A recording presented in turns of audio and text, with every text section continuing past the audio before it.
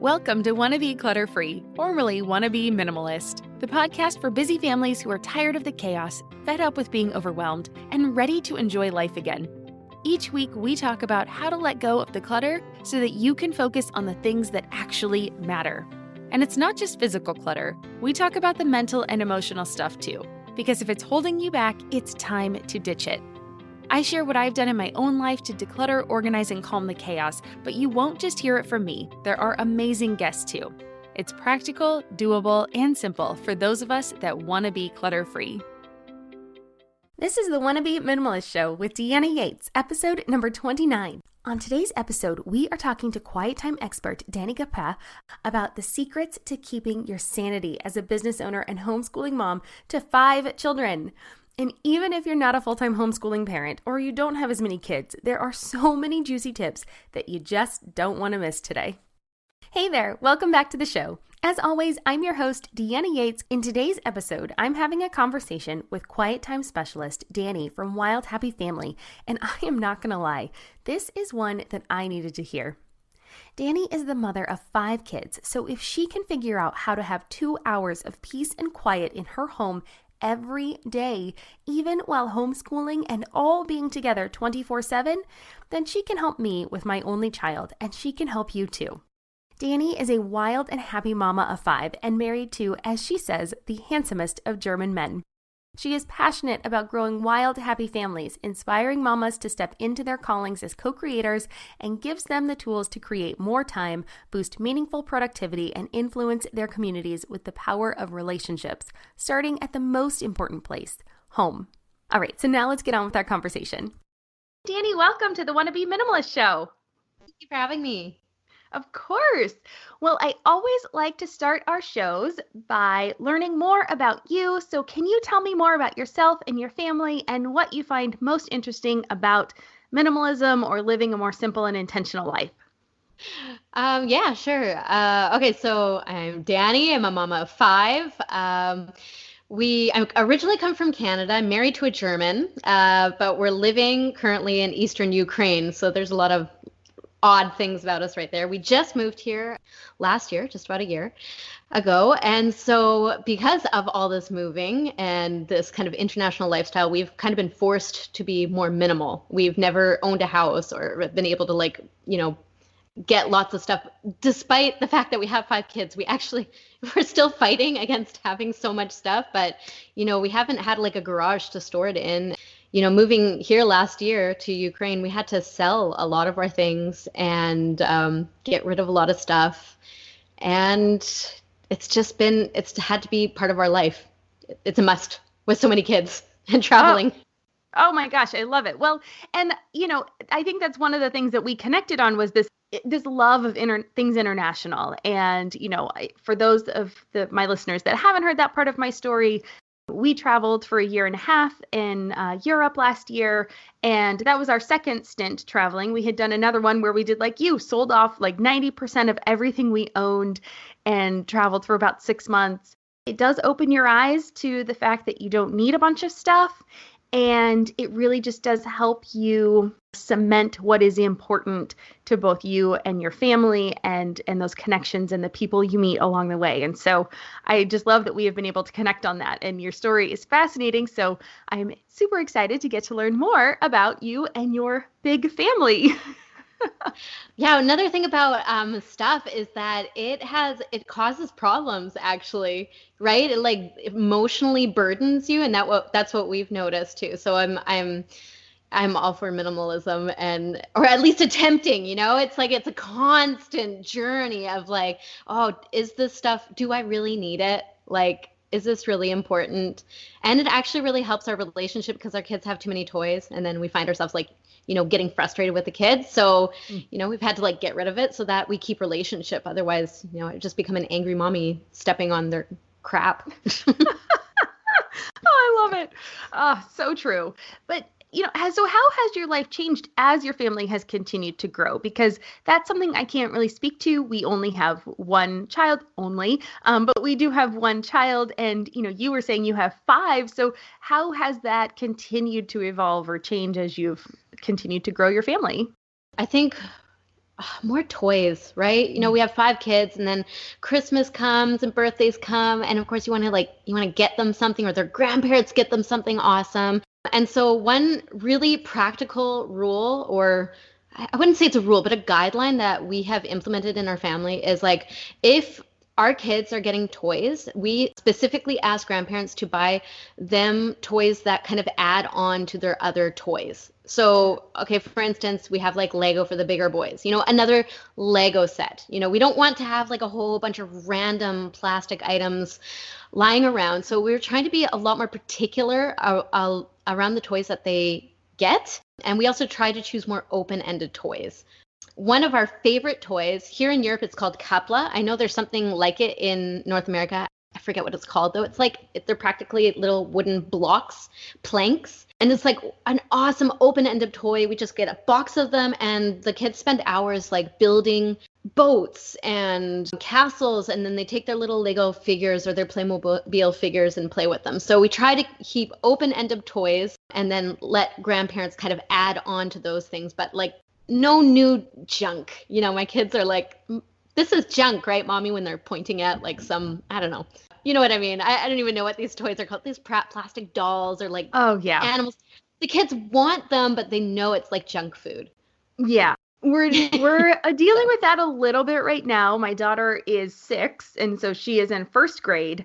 It is amazing because we've been doing a lot of Zoom play dates and things where she's trying to connect with other children because she doesn't get much, child interaction being an only child and we're stuck at home. But it is amazing what she sees in their homes, and then it makes her want things. And so it is this very fine line, this balancing act of getting them the things they want so they don't feel left out, but then also not getting everything they want, because you have to decide and make that choice. And, you as the parent who is actually purchasing the items will get to have a little bit more control. So makes sense. Okay, so one really interesting point that I have seen on your website, or maybe I saw it on your social media, I'm not quite sure, but you have to tell me about this. So you have this idea that having your kids around you all the time will actually increase your productivity. Okay, what? Oh, what? I know, my husband and I were talking about this. He's like, are you serious? And I was like, no, seriously, think about it. Okay, before I had kids, and maybe that's before you had your daughter, think about like how much time you had just to do like whatever, right? So there's 2 things here. When you didn't have kids, and I go from like myself thinking back, I'm like, how much stuff did I really get done? Like, did I start a business when I didn't have kids? No. Did I start, like, I had a whole bunch of the hobbies that I've started in the last few years, like having my kids around, just because I don't know, there was some drive that pushed me to like do, and I had to be really wise with the time that I had. So I found that having my kids around me made me really cherish the times that I had to myself, and like somehow my productivity like skyrocketed in the last few years having more children, because I think I was forced to really choose what I wanted to do, and then I have more impact actually doing those things. The second thing that I would argue we are more productive is that we are literally raising human beings. And I mean, how much more productive can you get if you're like influencing a life that will continue on and their influence multiplies over their children? I mean, that's pretty dang productive. So that's my argument, that I think most moms, if you have your kids around you, you're forced to like choose what to do, and you do it powerfully. I love it. It goes along with that saying of, if you want something to get done, give it to a busy mom. Exactly. I think about that all the time. I'm like, I'll do it. I'll do it because I know I only have like 15 minutes to do it, and it's going to get done before a baby wakes up. Right. You focus on the essential, like the core thing that absolutely has to happen, and you let the details go. So, all right. Okay. I'm on board. I get it. The other thing I want to talk about is this idea of quiet time. Now, with 5 kids, I can imagine that there is a lot of noise, a lot of chaos, and a lot going on in your home. So how do you stay sane? I'm Margaret. And I'm Amy. And together we host the podcast, What Fresh Hell? Laughing in the Face of Motherhood. Margaret, I would say you're sort of a where are my keys kind of mom. Correct. Sometimes a where are my kids kind of mom. Well, you're aiming more of a, we were supposed to leave 35 seconds ago, Mom. I mean, touche. In each episode of What Fresh Hell, we come at a topic from our usually completely opposite perspectives. I bring the research. And I bring kind of the gimlet eye. Like, is that research really going to work, people? And almost 10 million downloads later, we're still laughing. We also talk to experts in the parenting field, plus parents with stories we can all learn from. We make each other laugh, we challenge each other's assumptions, and we have what we think is the best parenting community on the internet. Check out What Fresh Hell, Laughing in the Face of Motherhood, wherever you listen to podcasts. Oh my goodness. It is so loud. Everyone asks, like, how do you do it with 5 kids? And I'm like, well, it's really loud. It's really loud. So I like quiet and I like to do things. And so it was a system that we started building when our first child was born. Thank God we began it when he was first born, because now with 5 kids, it is absolutely essential to my sanity. If I did not have a system built where I could kind of make this boundary for myself and say, this is my time. You guys do not talk to me. Do not ask me questions. This is your time. This is my time. I would not be sane.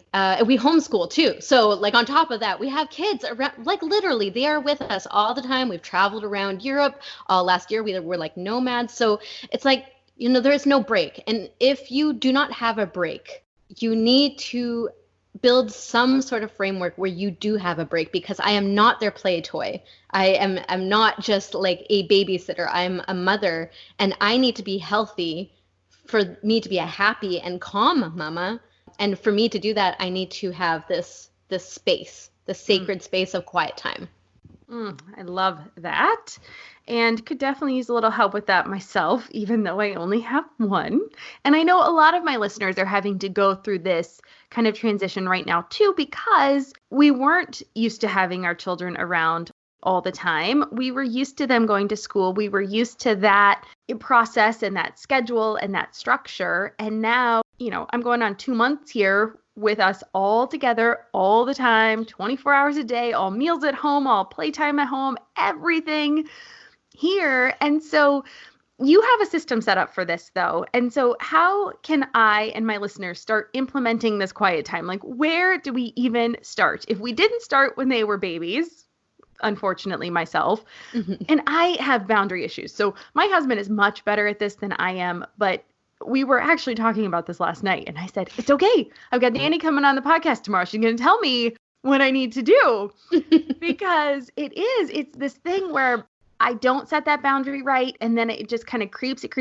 And then I get so frustrated. So what is it that we can do? How do we start? Please okay, so help me. Yeah, so many mommies out there, I know. So I've called my system Stupid Simple Quiet Time because it really is just stupid simple. So it basically revolves around the idea of having anchor points and consistency. I wanted to keep it super easy. And what I did was when we began it is we said, okay, anchor point is our lunchtime. Anchor point means it's something that you normally do every day. You don't even think about it. It's a habit. It could be like brushing your teeth or having a 10 o'clock coffee, or, maybe it's late afternoon, whatever you normally do. And then you build a quiet time around that. And so for us, we have lunch. We eat a big warm lunch because we're quite European. And we have this nice, lovely warm lunch. And then every child knows after lunchtime, they go into their bedroom. There's no question. There's no, can we do this? It is, we eat and then they go. I have a few moms that I've worked with where they have been either like a single parent or they've had one child and they're like, my kid is like 10 and he's hanging off of me all the time. Like, how do I even start this? And my suggestion is to be really clear about like, okay, listen, we're going to start this. It's going to be whatever the time that works best for you that you're not going to forget. And that's going to happen like every day. And then you're going to go into your bedroom or in a corner.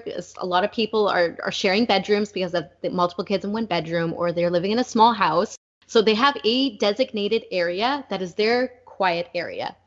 And they can be in there, I say between 1 and 2 hours. It might sound like a long time, but kids actually do really well being by themselves for a while. And I think as moms, we often either we feel guilty that they're away and we're kind of like shutting them off in a corner. That's one big issue, is this guilt.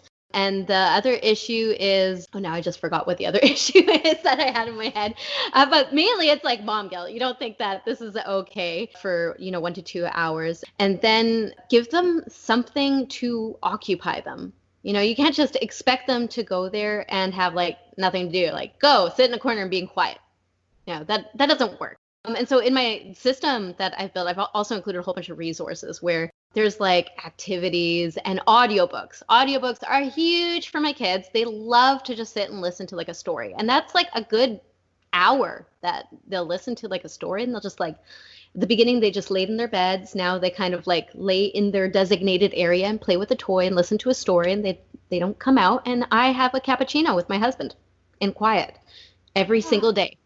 Oh, you get a date every single day. How nice. Or I work. So it's like, I choose. It's like really you can do whatever you want with that time, but it's lovely. It's like a little bit of heaven. It's a little oasis. Yeah. And it keeps me grounded, and it helps me kind of get ready for the next part of the day. So, often our mornings are taken up with like homeschool, and it's chaotic, and I'm doing laundry and I'm answering questions, and, we're trying to get stuff, and there's 5 kids all, there's babies crying and all that. So it's like, it's like this sensory overload. And so after lunch, it's done. We have quiet. I don't even clean up the kitchen. I just like leave it there, and I rest. I rest really nice. And refresh. I love that. I would imagine this also works really well, even if there are babies at home, because it kind of coincides with nap time. So you still can then put your youngest down for a nap, and while the oldest are preoccupied with their activities. That's right. I mean, I love it. Sometimes you need to be a little bit flexible with the baby, right? So if it's only napping in the morning, then you could shift your quiet time into the morning and make it work for your family, because every family is unique. There's no rules. It's just like a guideline that will help you. And I think a lot of us just need that okay. It's okay to do that. It's okay to let your kids be alone. Yeah, that permission. Yes, you are not a bad mom if your child plays by themselves for a couple hours. In fact, you're probably a much better mother and teaching them how to cope with themselves.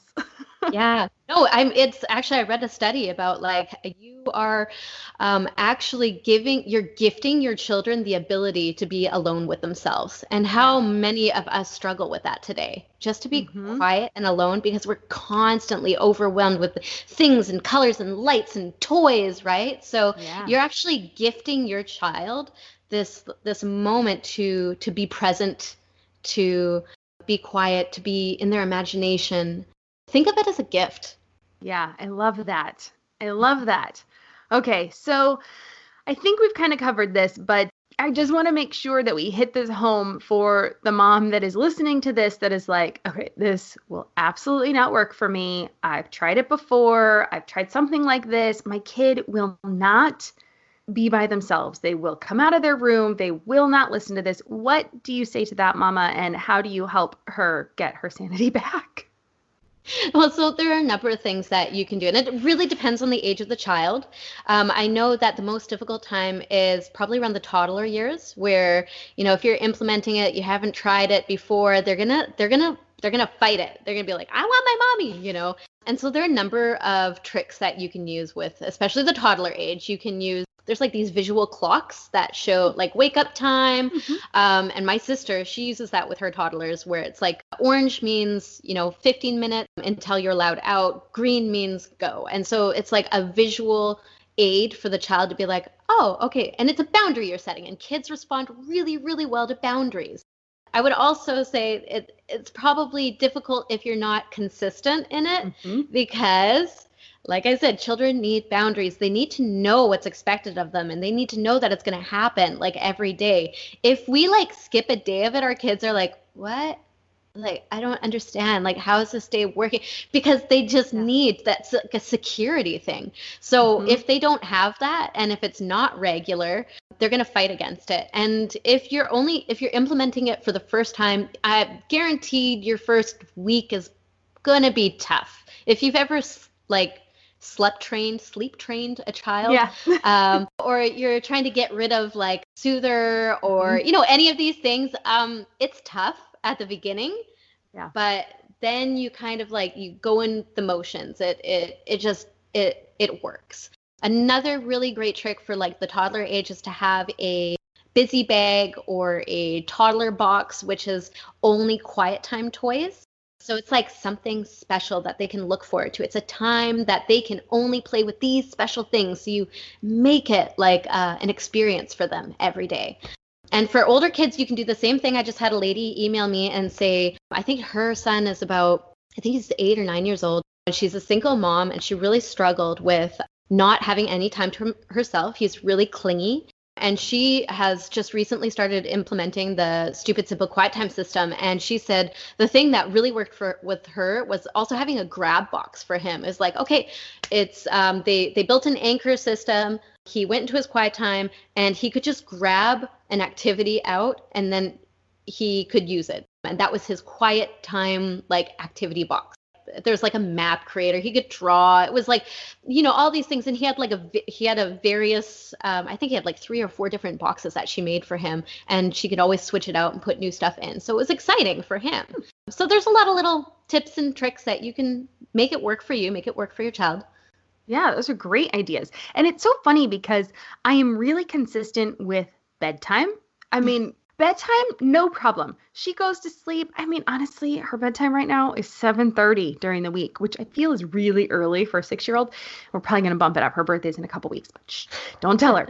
But anyway, so I just feel like I can be consistent in so many areas in my life. And yet I do think it's that mommy guilt. I need that permission to be like, it's okay. She needs to be able to learn these things.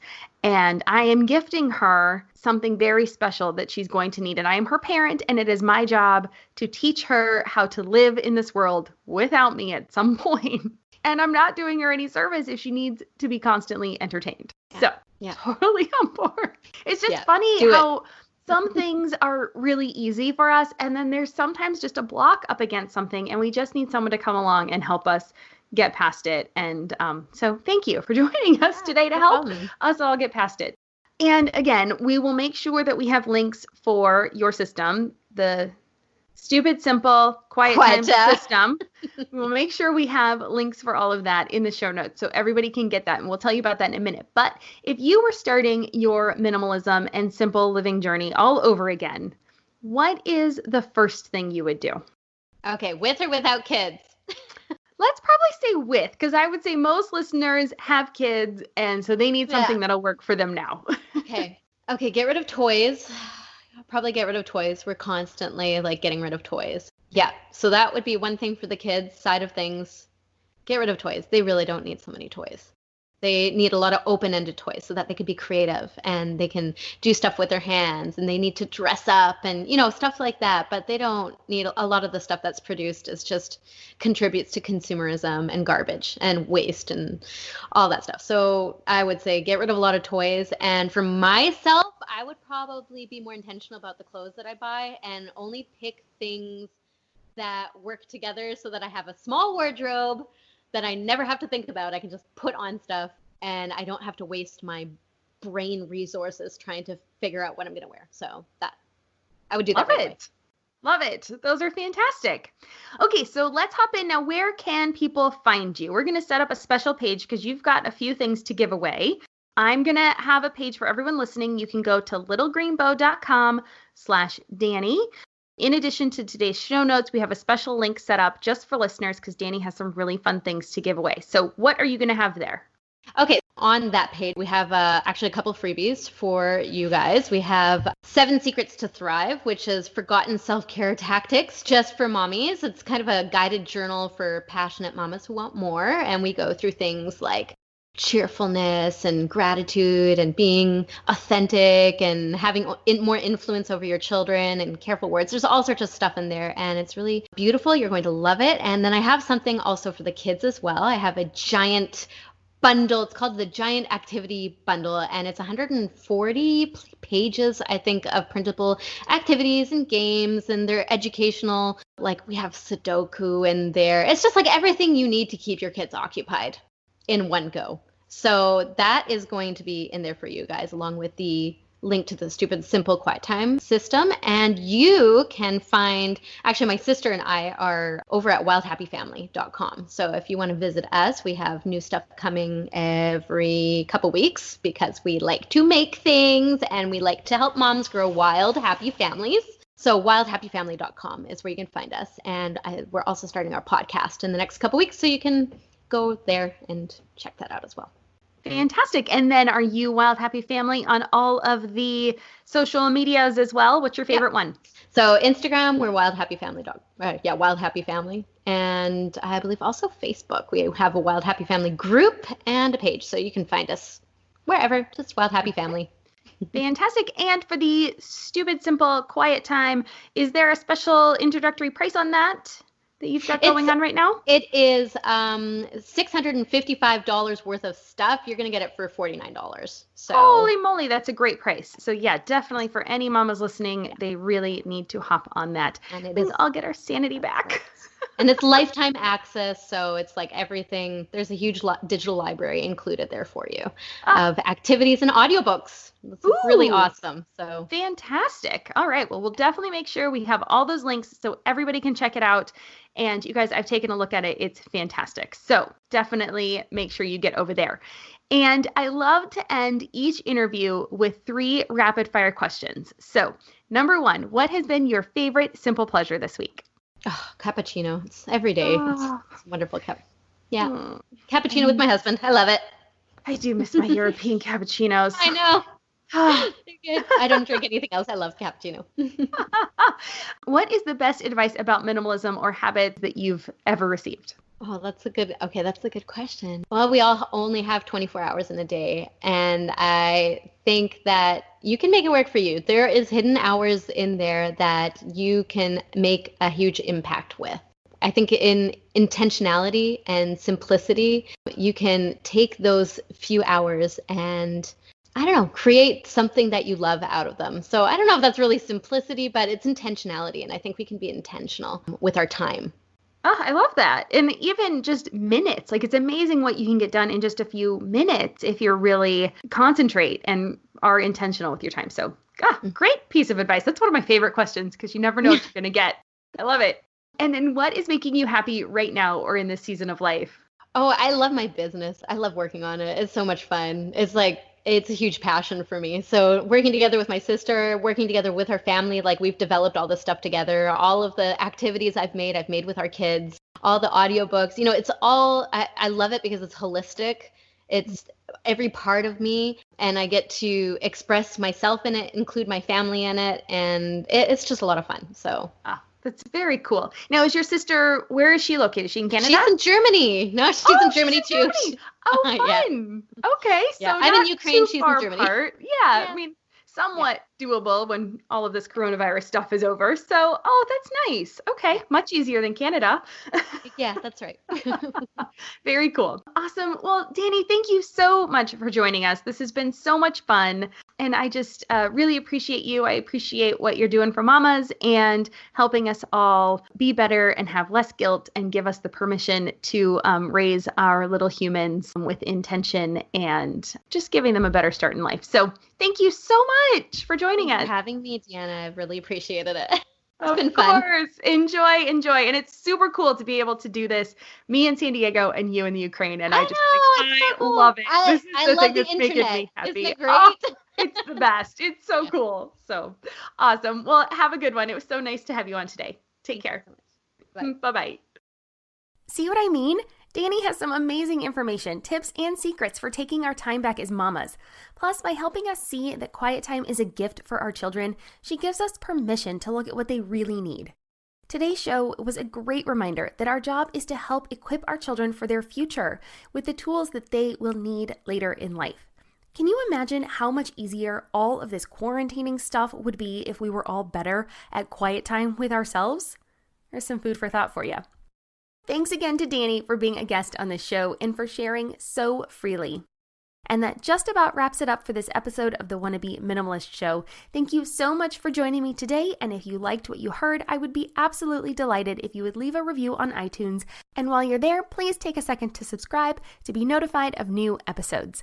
And one last thing, be sure to join us again on Thursday when I'll be talking to a financial planning expert.